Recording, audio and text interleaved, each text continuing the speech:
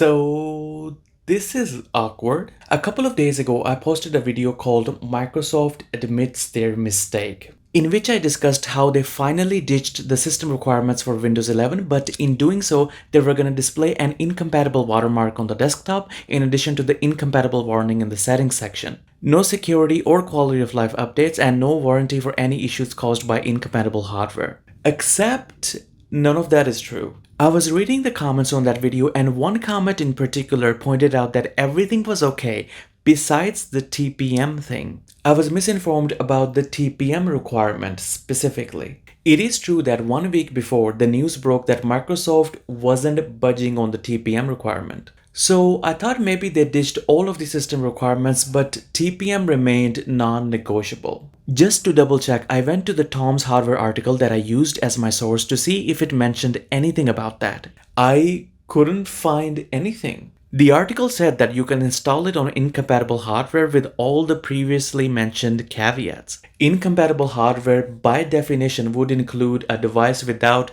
trusted platform module. So I was like, no, they didn't mention anything. Just as I was about to close my browser, I scrolled down the Google search results and there it was at the bottom. The article from ZDNet, which said Microsoft didn't ditch their system requirements. Wait, what? You mean to tell me that Tom's Hardware, PC World, and TechSpot are all wrong? This ZDNet article by EdBot is absolutely amazing. Please read it in full, link in the description. According to this article, what happened was someone updated the old support article on Windows 11 system requirements that was originally posted on the launch day of Windows 11. This update consisted of few trims, cleanups, and a removal of a section on the old PC Health Check app. The updated article was then released under a completely different URL, with no reference to the original support article. ZDNet speculates that the news first appeared on the PC World's sister site, PC Welt,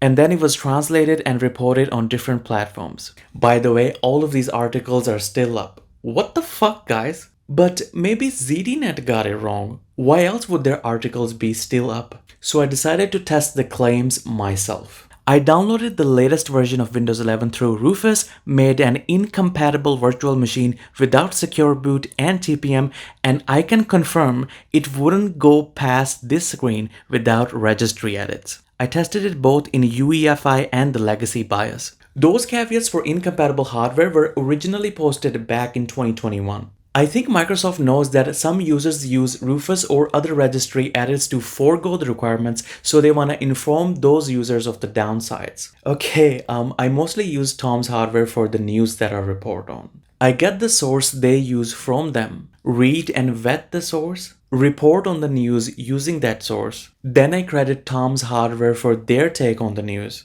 and then I give you guys my own 2 cents. So no, Microsoft hasn't lowered the system requirements for Windows 11. As soon as I found out, I immediately unlisted my video, which sucked because it was the best performing video on my channel in terms of short-term views ever since I started YouTube. But it's my responsibility to my community, so I've made a community post. I'm making this video as a deep dive, and I unlisted the original video. The reason why I didn't delete it is I think it's one of the best unhinged rants I've ever done.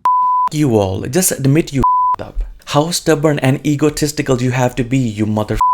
You can still find it in the playlist called Everything. Anyways, I sincerely apologize. I should have done more vetting. I came across the ZDNet article completely by accident, and this is the peer reviewing that we need in the tech space. So thank you, ZDNet, and thank you all for your support.